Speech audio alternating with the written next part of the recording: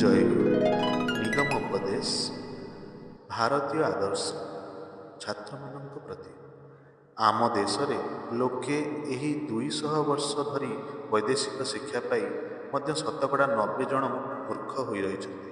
ଦେଶର ମୂର୍ଖତ୍ୱ ଦୋଷ ଘୁଞ୍ଚାଇବା ନିମିତ୍ତ ଆଜି ଯଦି ଦେଶର ଲୋକେ ଲାଗି ପଡ଼ନ୍ତେ, ତେବେ ବୁଝାନ୍ତା କେତେକ ପରିମାଣରେ ରୋଗ ନିର୍ଣ୍ଣୟ କରାଯାଇଛି। କିନ୍ତୁ କାହିଁ ଦେଶ ଯେ ଭିନ୍ନ ପଥରେ ଗତି କରୁଛି, ଦେଶରେ ଯାହା କିଛି ଆନ୍ଦୋଳନ ହେଉଛି, ଆଲୋଚନା ଚାଲିଛି, ତାହା କେବଳ କେତେକ ପାଶ୍ଚାତ୍ୟ ଶିକ୍ଷିତ ମୁଷ୍ଟିମେୟ ଲୋକଙ୍କ ମଧ୍ୟରେ ସୀମାବଦ୍ଧ। ପୁଣି ତାହା କେବଳ ମୁହଁରେ, କାର୍ଯ୍ୟରେ ନୁହେଁ। କାରଣ ମନରେ ପ୍ରାଣରେ ଦେଶ ପ୍ରତି ସେମାନଙ୍କର ଶ୍ରଦ୍ଧା ନାହିଁ।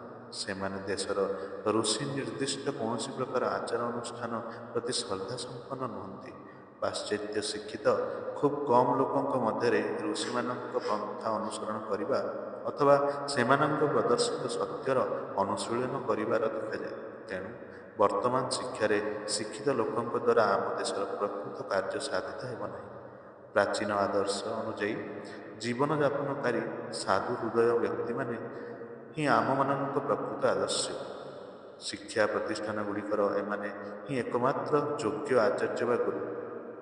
ଏହିମାନେ ଯେତେବେଳେ ଦେଶର ଶିକ୍ଷାଭାର ଗ୍ରହଣ କରିବେ ଓ କଳୁଷିତ ସମାଜରୁ ବାଳକ ବାଳିକାମାନଙ୍କୁ ଉଦ୍ଧାର କରି ପ୍ରକୃତିର ଉନ୍ମୁକ୍ତ ଓ ନିଭୃତ ସୁନ୍ଦର କ୍ଷେତ୍ରରେ ଗୁରୁଗୃହ ରୂପ ଆଦର୍ଶ ଶିକ୍ଷାକେନ୍ଦ୍ର ବା ପ୍ରତିଷ୍ଠାନ ଖୋଲିବେ, ସେତେବେଳେ ଦେଶର ପ୍ରକୃତ କାର୍ଯ୍ୟ ଆରବ୍ଧ ହେବ। ଏହା ବ୍ୟତୀତ ଦେଶ ଉଦ୍ଧାରର ଅନ୍ୟ ପନ୍ଥା ନାହିଁ। ଏହି ଦେଶରେ ବ୍ୟାସ ବଶିଷ୍ଠ ବାଲ୍ମୀକିଙ୍କ ପରି ଆଦର୍ଶ ଋଷି, ଶଙ୍କର ବୁଦ୍ଧଙ୍କ ପରି ଆଦର୍ଶ ତ୍ୟାଗୀ, ଗୌରାଙ୍ଗଙ୍କ ପରି ଆଦର୍ଶ ପ୍ରେମିକ, ଯୁଧିଷ୍ଠିର ରାମଚନ୍ଦ୍ରଙ୍କ ପରି ଆଦର୍ଶ ରାଜା, ଜନକଙ୍କ ପରି ଆଦର୍ଶ ଗୃହୀ ସୀତା, ସାବିତ୍ରୀଙ୍କ ପରି ଆଦର୍ଶ ରମଣୀ, ଲକ୍ଷ୍ମଣଙ୍କ ପରି ଆଦର୍ଶ ଭ୍ରାତା କେତେ ଯେ ଜନ୍ମିଛନ୍ତି, ତାହାର ସଂଖ୍ୟା ନାହିଁ। ଏହି ଦେଶର ଜଳବାୟୁ ଗୁଣରେ ବର୍ତ୍ତମାନ ମଧ୍ୟ ମହାପୁରୁଷ ଓ ଗୁଣୀଜ୍ଞାନୀମାନଙ୍କର ଅଭାବ ନାହିଁ। ଉଚ୍ଚ ଆଦର୍ଶ ଖୋଜିବା ନିମିତ୍ତ ଆମମାନଙ୍କୁ ଅନ୍ୟ ଦେଶର ଅନୁସରଣ କରିବାକୁ ପଡ଼ିବ ନାହିଁ। ବର୍ତ୍ତମାନ ମଧ୍ୟ ଏହି ଦେଶର ମାଟିରେ କେତେ ଉତ୍କୃଷ୍ଟ ଦ୍ରବ୍ୟର ବୀଜ ସୁପ୍ତ ଅଛି।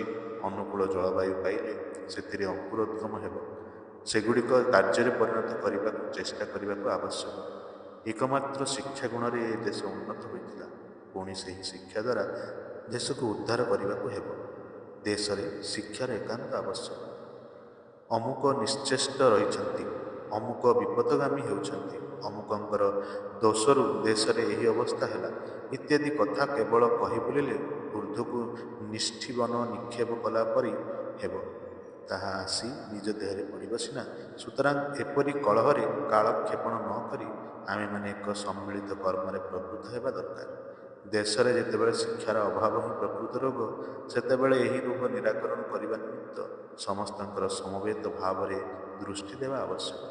ଏହି ଶିକ୍ଷା ପାଶ୍ଚାତ୍ୟର ବାହ୍ୟାଡ଼ମ୍ବର ବିଶିଷ୍ଟ ବିଳାସ ବ୍ୟାସନମୁଖୀ ନ ହୋଇ ଆମର ପ୍ରାଚୀନ ଆଦର୍ଶ ସଂଯମ ଓ ତପସ୍ୟାରେ ବିକଶିତ ହେବା ଆବଶ୍ୟକ।